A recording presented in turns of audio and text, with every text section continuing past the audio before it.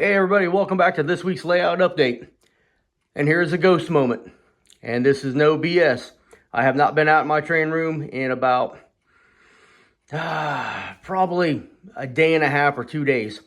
I come out here and I find this tender laying on the floor right there. It normally sits right there, right behind that 739. Now I know for a fact that this tender will roll off that shelf, so I always lay it down sideways. And then I find it down here today.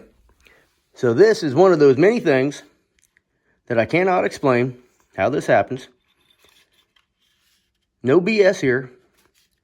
And it's not broke. So how did it fall off there and did not even break? It's like somebody sat it down.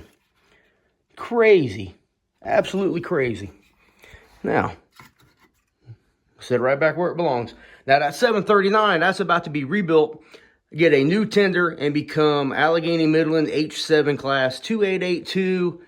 I'm not sure what the number is going to be. It'd be like somewhere between 950 and 974. So, I don't know. I'll be painting that one up here probably in a couple months, so keep coming back and checking it out. And let's get to the rest of the video. So I'm out here working on some decals real quick. And trying to get this locomotive to the point where I can put some handrails on it and get some photos coming out of one of the tunnel portals here. That's kind of, I don't know, kind of my thing that I like to do. But I'm out here. I got some company, but I don't know where the heck he went to. Hey, come here. Come here. Come here. So I think this is the first time he's been on camera. This is Cash. He's our latest rescue. And he's something else. But he's filled out quite nicely. I can't remember. Maybe it's the second time he's been on camera. But he's doing really good. And this whiny boy will come out here with me. But instead of laying down and being good, that's the southern right there. Instead of laying down and being good, he'll go back to the kitchen door and whine, even though there's nobody in there. I just wanted you all to see my distraction and why I get nothing done. Hey everybody. I wasn't going to film a video tonight. I just been kind of filming a couple videos here and there, which you probably have already watched. One with my dog, you know, and he has been officially grounded from the train room because he took a dump in here like right before I filmed that video. And evidently when he was whining at the door, he had to go outside. So he just did his business right here. So he is officially banished. Banished. It only took him 6 weeks to get banished. And he's the only dog to be banished from the train room. But needless to say, funny moment. Funny moment.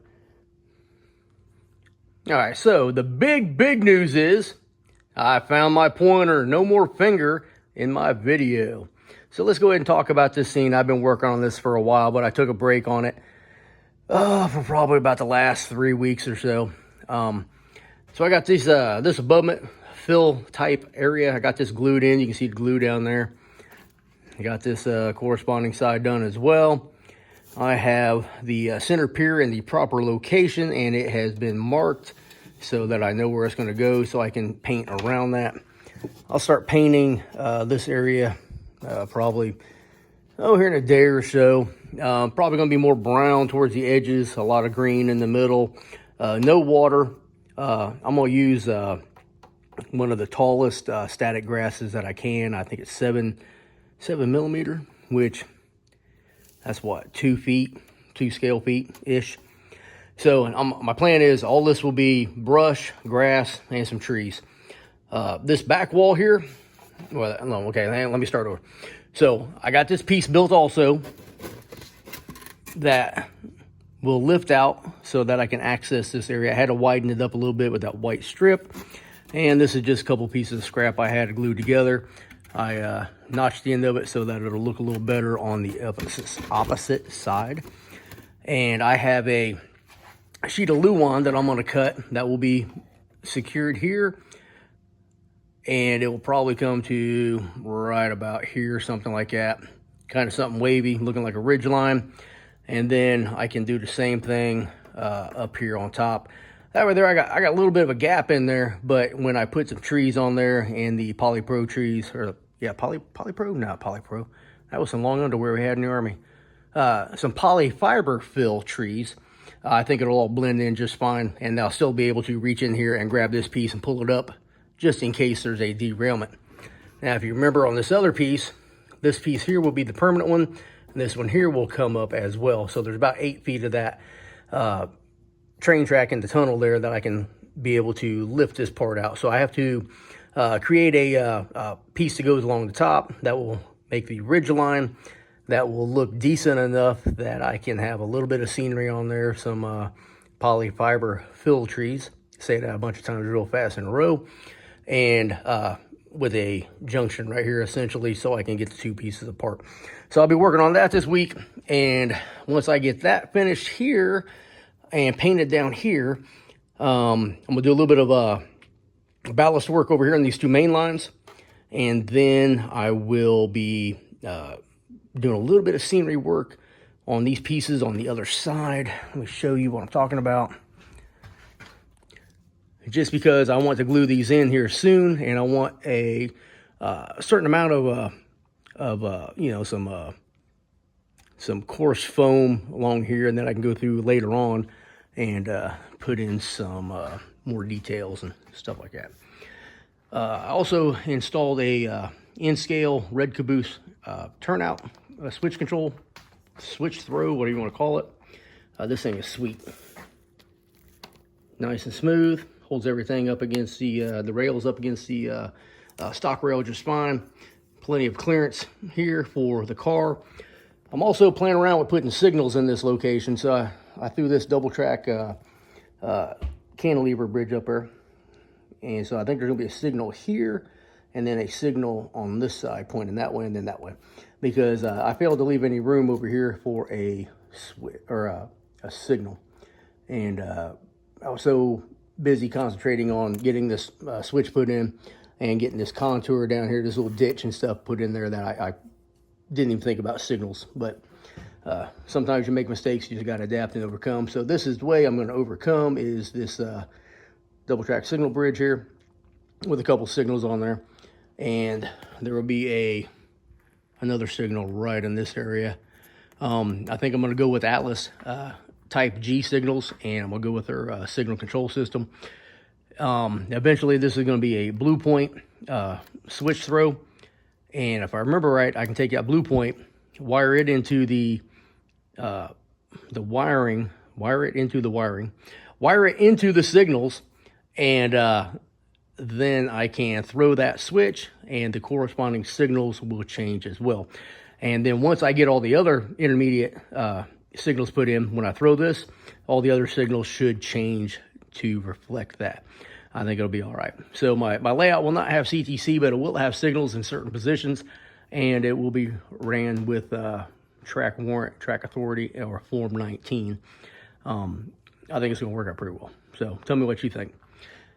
I didn't like the way this rock was sitting too low, so I cut a piece of foam to go underneath. I'll paint that brown, and then, you know, throw some rock and some other stuff around it to make it blend.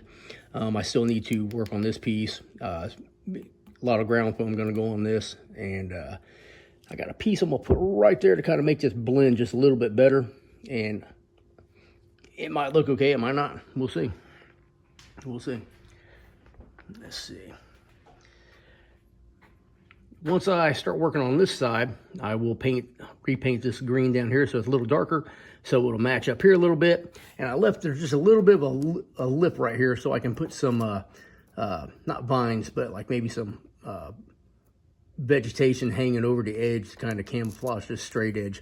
What I should have done, in hindsight, was make this thing wavy, and it would have looked a lot better. But, you know, live and learn. Next time I do this, I will have it figured out and won't be making these mistakes.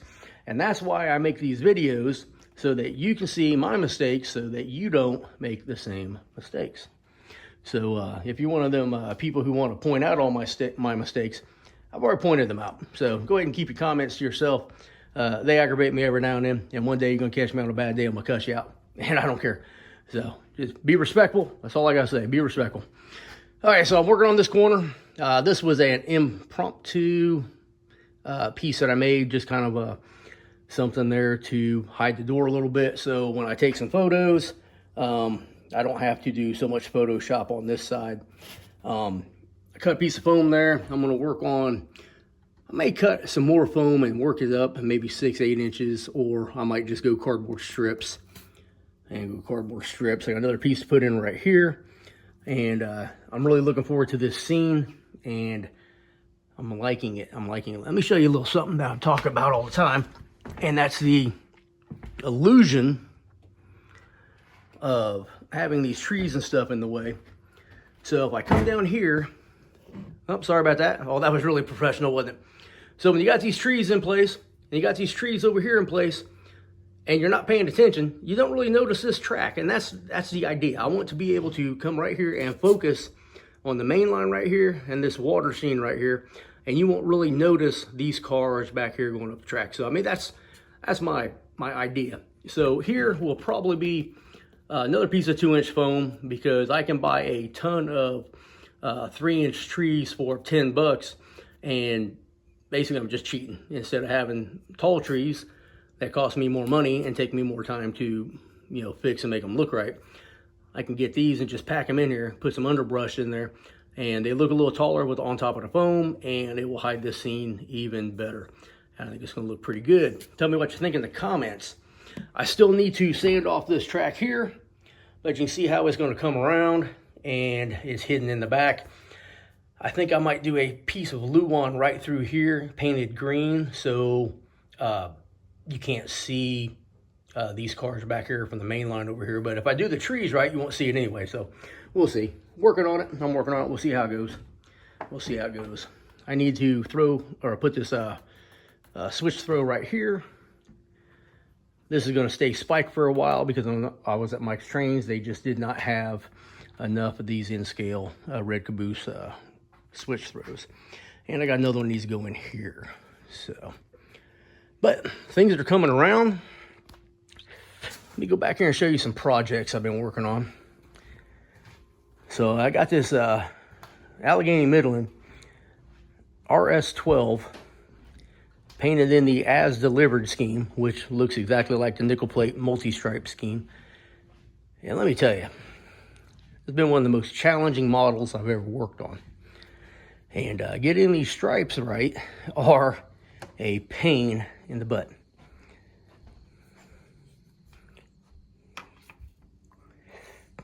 So I got number 129, which is in the number series that Tony Custer had designed.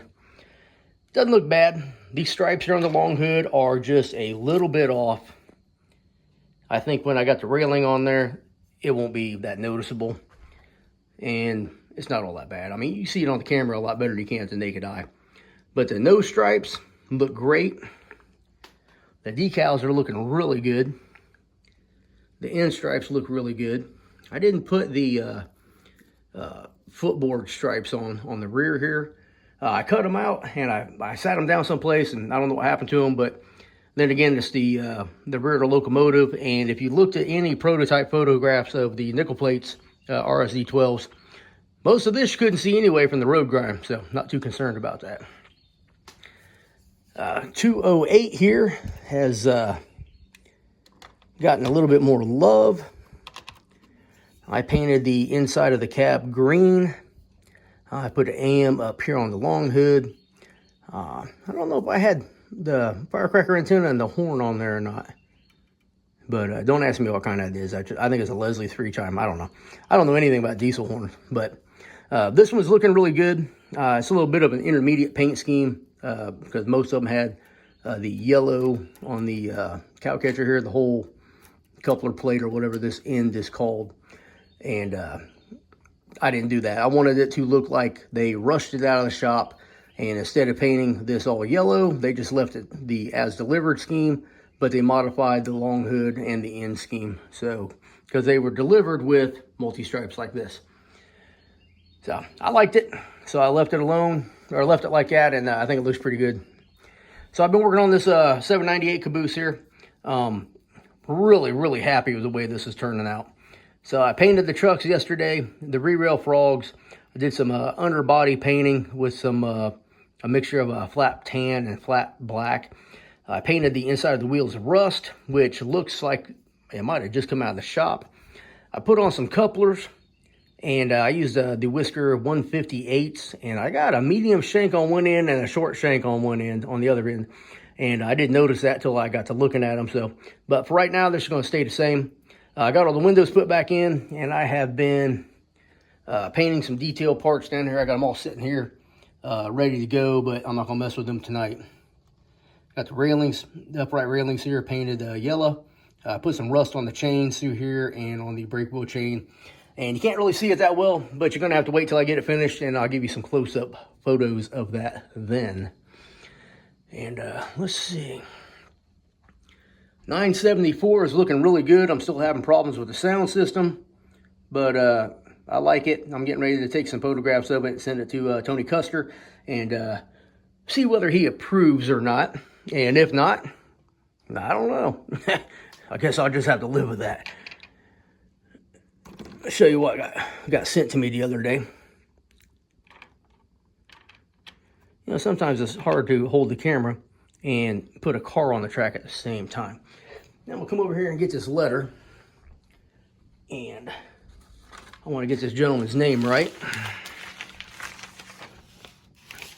And this guy, look at this.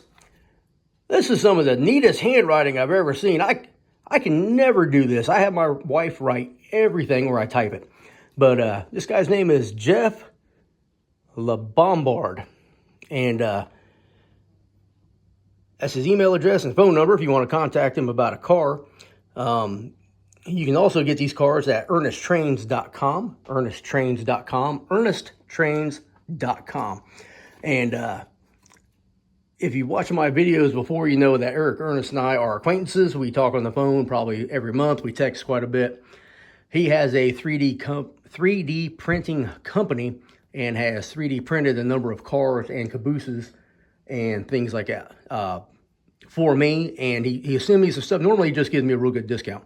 But if he wants me to highlight a product, he'll send it to me, and I will build it. Now, I have a number of his cars. I have an F38 flat car, an F36 flat car, and 2 nickel plate cabooses to build and paint for you.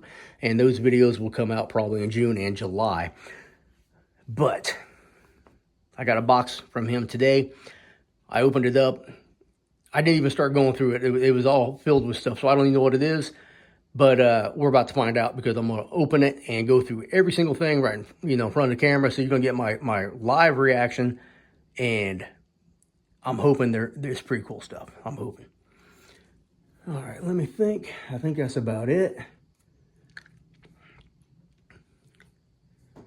I had somebody ask me in the comments, and for some reason my comment notifications are kind of messed up right now. So, I mean, if you've left a comment and I have not answered, or it took me a month or two to answer, that's because I wasn't notified there was a comment. But I do remember somebody asking me how many cars this Allegheny Midland 2882, which is a proto locomotive, how many cars it was pulling and how much each car weighed. I think there's about 75 cars here, maybe 70, and they're about 3.2 ounces each. Most of these are the older roundhouse cars, but there's probably maybe an Athearn or something in there as well, but I'm going to say they're all roundhouse. So that's 70 cars times 3.2 ounces. That's probably, I don't even know. You do the math and you tell me how much it is, but it's really not that much weight when compared to some of the other cars out there that, like 5 ounces and stuff like that. So that 1 ounce per car difference makes a huge difference. But let's go back over here and talk about this Aberdeen Rockfish 50-foot box car that you can purchase at ernesttrains.com, or you can email Jeff, and he can probably send one to you as well. He did send me a few details. These are Athearn blue boxes. I don't know how old they are. I don't know what his process is for painting. I do know that there are 2 more variants of this car. One's a 40-footer, and I think one's a 40-foot with the like high cube. Yes, that's exactly what it is. 40-foot single door. It's not prototypical, but these are fun models to have. And a 40-foot Shorty high cube, which would be pretty cool to have too. So these are neat. So let me get up in there. I believe he says they come with metal wheels and metal couplers, so probably KD number 5s. That's what mine had. This is nice. I like this. Now, Jeff lives in Rayford, North Carolina, which is over by beautiful Fort Bragg in Fayetteville. And he's about, hour and 45 minutes away from me, depending on which side of Rayford he lives on. But these are pretty cool. He sent this to me, I got this a couple of days ago. And I've really been excited to get this because it's pretty cool. A&R was a neat little railroad to go rail fan. So you got to check that out. Go check that out. ErnestTrains.com. I saw them on there the other day. All right, let's go look at something else. Let's go look at this box. Let me go get my tripod and we'll open this box up and see what if I got anything good. All right, let's see what we got. ErnestTrains.com. Have I said that already? ErnestTrains.com. See, we had this thing in the Army, and it was kind of like an unwritten rule that if you said something 3 times in a row, the knuckleheads would remember it. And the knuckleheads were anybody who wasn't really paying attention. So if you're watching this, you're paying attention. So if I say it 3 times, no offense, I just want you to remember ErnestTrains.com. And we're not sponsored by ErnestTrains.com, but we are friends with ErnestTrains.com. Have I said it enough? Do you understand? ErnestTrains.com. Now, if you go to Bing or Google and you type in ErnestTrains.com, the website will come up, but you want to make sure that it says /shop, because if you just go to ErnestTrains.com, at least on my computer, there's something wrong with the website credentials or something like that, and it's a glitch in the system. It might just be on my computer and my server, my hardware, or something like that. But yeah, you make sure you got that /shop on there, and you'll be good to go. You'll be good to go. All right, let's see what we got here. Make sure we can see this. Yeah. Oh, this is promising. Okay, I know what these go to. These go to one of Eric's heavy-duty flat car kits. So we'll see what we got there. Now, these are all molded on. Now, these are super fragile, even though it's not Italian. So you got to be careful that you don't break these off, because I have. Now, sometimes with these 3D printed models, you have to do a little bit of cleanup on it, but they look pretty good. Look pretty good. Now, well, a bunch of trucks. 6-axle trucks. So I don't know how many cars we're getting here. Now, we were talking the other night, and he told me he's going to send me some goodies, and I wasn't sure what he was going to send. He asked me what flat cars I had and a couple of things like that, and I was like, I remember a couple of them, but we'll see. He always sends the screws along with it too, so you got the right screws. Oh man, oh no, look at this. That is cool. Now, Pennsylvania Railroad had these flat cars, these heavy-duty flat cars, and I cannot remember the designation. I'm gonna have to look on my on the interwebs. Well, I got this Pennsy Railfan modeler site that tells you all the different freight cars, all the different flat cars, all the designations, all the dimensions, and all that stuff. And that's pretty cool. I want to say F79 for some reason. It can't be an F79, but they didn't have too many of these. And I think they went on to, they were in PC Green and Conrail as well. So that's a cool load. That's pretty neat. I don't know if that goes with that. I don't know. We're gonna have to wait for the build so we can see what it goes to. Ooh, we got a prime mover. Prime mover. I don't know what this is. I'm gonna have to look this one up. But it's turbocharged. It's pretty cool. That'd make a good flat car load or sitting in your shop. Now, I know he makes all the different prime movers for the major manufacturers. here? Oh yeah, he told me he's going to send me these.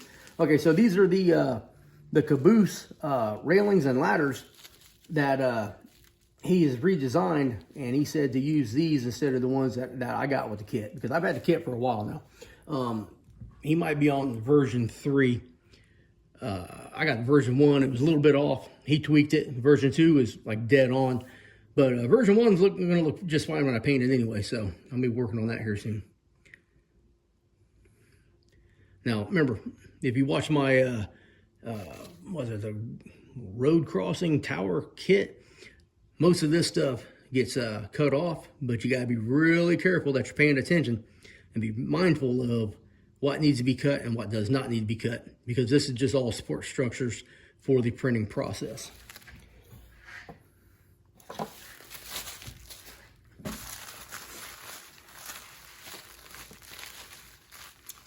Here's another prime mover. This is an Alco 251 16 cylinder. That's pretty cool. Might have been a 251C. They had some designations to their prime movers. Like there's a B, a C, and maybe a couple other ones. But that's pretty cool. The 12 cylinder. Let's see what else we got in here. Okay, we got one more. Okay, this is an F36. This is a Pennsylvania Railroad 125 ton flat car. It's a 50-foot flat car. Rides on 6-axle trucks. So it's got a Buckeye truck on each end. And I've got a couple of these already. Now, I was telling Eric that I tried to weight these down a little bit because they weigh right at 3 ounces. And I wanted to make it closer to 4 if I could get it. So I had glued some BBs in here with white glue. Now, I don't know what happened, but it warped on my deck. And I said deck, so just in case you said something else, well, I didn't say nothing else. But it warped the deck on it, and I don't know if it had anything to do with maybe the chemical reaction between the glue and the BBs. Maybe it created heat or something like that, but it messed the car up. So evidently he just went ahead and sent me another one. That's pretty cool. And these, this is a lot better print quality than the last one, because the last one I had to clean up inside the inside here a lot on the sides, because the printing process leaves like these little dimples. Now down on the bottom it doesn't matter because you don't see it, but yeah, this is a lot better job here. That's pretty cool. So I'm really excited about this one. And matter of fact, hey Eric, if you're watching this, which Eric watches my channel, and he can comment below on what the designation of this car is. But this is pretty cool. And I saw this, I can't remember the designation, but I believe it's $54. And these trucks do accept intermountain wheels. That was one of the suggestions that I made last year. And he went ahead and redesigned the insides of the truck by like, I don't know, a thousandth of an inch or something like that. And it made those wheels fit right in there, and they roll really good. So it's pretty cool. Pretty cool. Well, that's awesome. Thank you, Eric. I am looking forward to building these. I'm looking forward to highlighting these products in build videos and running them on my layout. These are pretty cool. If you are a Back to the Future fan, Eric also has the DeLorean time machine, and I got one of them around here someplace. And it's going to get painted and hid around in different places like that. So I think that's going to be pretty cool. But I am absolutely excited beyond words. I love getting stuff like this, especially when I don't know that it's coming. So it makes it even better. But thank you again, Eric. And for everybody out there, you've heard me say it. Go check it out. Show the guy some love. As soon as you get on there, onto his website, it pops up a little box and asks you if you have any questions and if you want to chat about something. And but it's an automated type of thing, so he's not really sitting on the other end waiting to answer all your questions. But if you send him a message, ask him a question, he'll get back to you within 24 hours most of the time. He is a busy guy, but he's also a rail fan and a model railroader, so he understands how we are and that we like answers pretty quick and all that stuff. So he does a real good job of getting back with you. He gives you a solid, no BS answers, and he's got a great product, and I am excited to have these on my layout. So I guess that is about all I got. I'm gonna wrap this up. I should start making videos again. I think I said this last time, but you know, my dog had surgery. My wife had a procedure right before that, and we have been busy taking the dog to physical therapy, which I never knew was a thing, but it's a thing. But he's doing good, and Cash is integrated into the family about as well as, you know, we could have hoped, and life is good. So I hope everything is going good with you guys. I think I might have been a little depressed because my Duke Blue Devils just blew it, absolutely blew it in the Final Four. So I didn't want to hear no grief on that, but I'm ready for it now. So if you want to talk smack about it, go ahead, because I ain't got nothing to say. I just have to say you're right, but we did better than Carolina, so that's really all that matters. So I hope you liked this video. I hope you go watch another one. Videos are going to be a little sporadic from now till probably June. So if you want to hit that notification bell, you're more than welcome to, because I'll probably be posting just multiple times a week if I can, and it may not be on Sunday or on Thursdays. And I got some shorts. I'm thinking about putting some shorts back out there, and things like that. So, you know, like, subscribe, comment, come back soon and see what I talk about next. Thank you for watching.